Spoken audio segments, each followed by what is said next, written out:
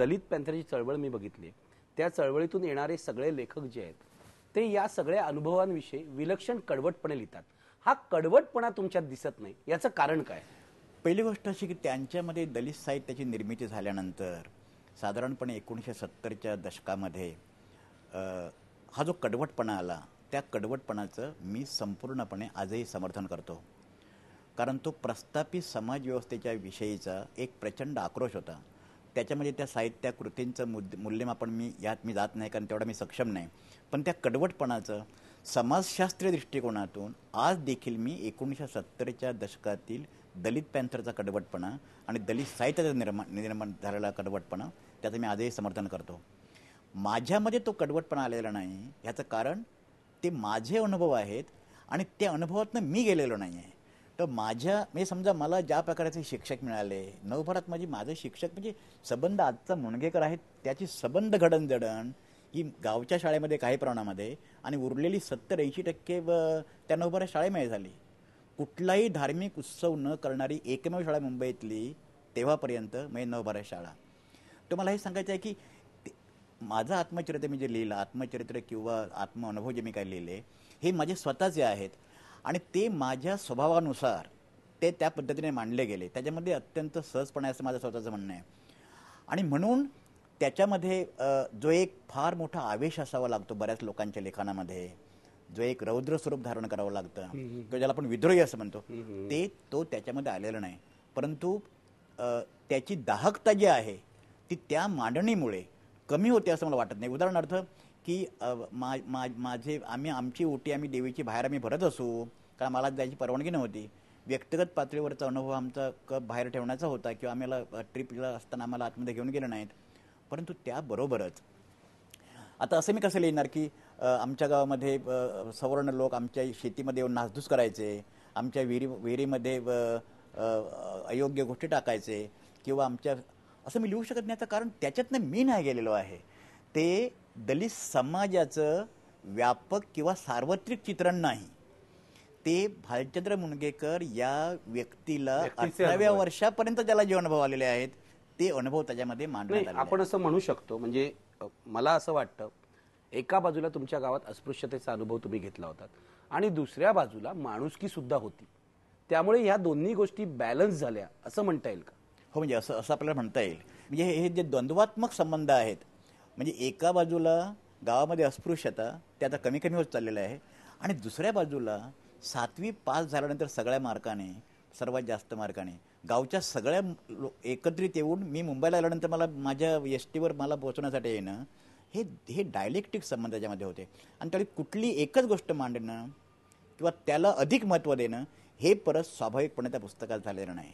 ते एका बाजूला हे अनुभवी आहेत अत्यंत कन्सिल पद्धतीने आणि स्वाभाविकपणे, दुसऱ्या बाजूला गावच्या लोकांनी म्हणजे सवर्ण. हा सगळा समतोल जो आहे तो तुमच्या व्यक्तिमत्वात कायम जाणवतो. मला थोडं पुढे जायचंय. मला तुम्हाला असं विचारायचं आहे, आज जे तुम्ही इकॉनॉमिस्ट आहात, अर्थतज्ञ आहात आणि प्लॅनिंग कमिशनवर आहात, याची प्रेरणा सुद्धा तुम्हाला शाळेतूनच मिळाली. कशी मिळाली ती?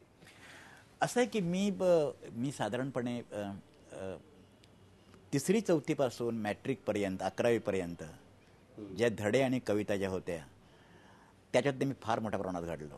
परंतु समाजवादाकडे झुकण्याचा त्या 18 वर्षाच्या मध्ये मी जो झुकलो आणि एक तत्वज्ञान म्हणून, एक व्यवहार म्हणून, एक जीवन पद्धती म्हणून, ती निसंशयपणे शाळेतल्या वातावरणामुळे, पण लोकशाही समाजवाद, लोकशाही समाज आणि त्याहीपेक्षा वि. स. खांडेकरांच्यामुळे.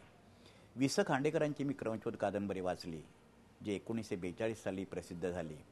त्या कादंबरीमुळे मी आमूलाग्र बदललो. पण मला सांगा, मी तुम्हाला विचारलं होतं की तुम्ही अर्थतज्ञ कसे झालात? अर्थतज्ञ सुद्धा ह्याच्या नव्हतं ना, म्हणजे तुम्ही साहित्यिक होऊ शकला असतात, मराठीचे प्राध्यापक होऊ शकला असतात, डॉक्टरेट केली असते मराठीमध्ये. खरं हा त्यातला महत्त्वाचा मुद्दा असा की त्याच्यामध्ये एक वाक्य प्रेरणादायक ठरलं. ते असं की आम्हाला शिकवायला मॅट्रिकच्या वर्गामध्ये चित्रे सर होते. त्याच्यामध्ये चित्रे सर आमच्या समारोपाच्या भाषणामध्ये असं म्हणलेलं, समारंभामध्ये, की देशाला साहित्यिक हवेत, डॉक्टर्स हवेत, इंजिनियर्स हवेत, पण देशाला चांगले अर्थतज्ञही हवेत. म्हणजे माझ्या मनामध्ये तेव्हा तत्वज्ञान, फिलॉसॉफी किंवा इंग्रजी लिटरेचर हा विषय घ्यायचा होता. पण ह्या एका वाक्यामुळे माझा टर्निंग पॉईंट झाला. कारण अर्थशास्त्र हे भुकेचं शास्त्र आहे. बाकी सगळी जरी शास्त्र जरी असली तरीसुद्धा माणसाच्या दैनंदिन जीवनाशी, त्याच्या अस्तित्वाशी, त्याच्या जगण्याशी, त्याच्या सगळं जे काय मी मुळात तुम्ही साहित्य, कथा, कविता हे मी अत्यंत महत्त्वाचं मानतो. मी इकॉनॉमिक्स कधी कधी महत्त्वाचं मानतो.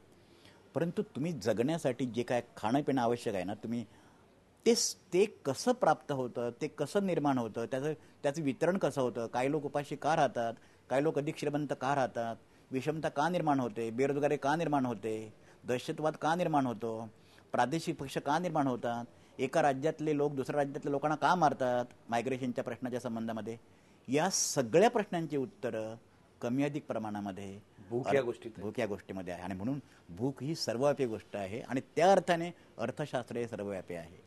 पण एवढं सगळं म्हणून तुम्ही मगाशी एक वाक्य म्हणालात की अजूनही मी चांगला अर्थशास्त्रज्ञ झालोय असं मला वाटत नाही, असं का म्हणता? असं आहे की आज देशातल्या ज्या लोकांना अर्थतज्ञ म्हटलं जातं त्यातले 90% जास्त लोक हे अर्थतज्ञ आहेत असं मी स्वतःला असं मानत नाही. मी त्यांना जास्तीत जास्त अर्थशास्त्राचे अभ्यासक किंवा चांगले अभ्यासक असं त्यांना म्हणता येईल. अर्थतज्ञ आणि अर्थशास्त्रज्ञ फारच मोठी गोष्ट आहे. परंतु अर्थतज्ञ म्हणून सुद्धा घेण्यासाठी सुद्धा ज्या प्रकारची एक व्यापक अशा प्रकारची भूमिका मांडावी लागते. मी जी भूमिका आपल्याला धनंजयराव गाडगिळींनी मांडली असं म्हणता येईल, काही प्रमाणामध्ये जी वि. म. दांडेकरांनी मांडली असेल, आंबेडकर तर अर्थतज्ञ होते, अर्थशास्त्रज्ञ होते, रानडे अर्थशास्त्रज्ञ होते, केन्स किंवा जोसेफ शुम्पीटर. अर्थतज्ञ अर्थशास्त्रज्ञ हे मानवी समाजावर भाष्य करण्याच्या क्षमतेचे असावे लागतात. तुम्हाला असं वाटतं आपण बाबासाहेबांवर अन्याय केला? बाबासाहेबांच्यावर ह्या देशाने फारच मोठा अन्याय केला. ह्या समाजाचे प्रश्न जेवढे अधिकाधिक तीव्र होत जातील तेवढा बाबासाहेबांचा रिलेव्हन्स हा अधिकाधिक घेतला जाईल असं माझं मत आहे.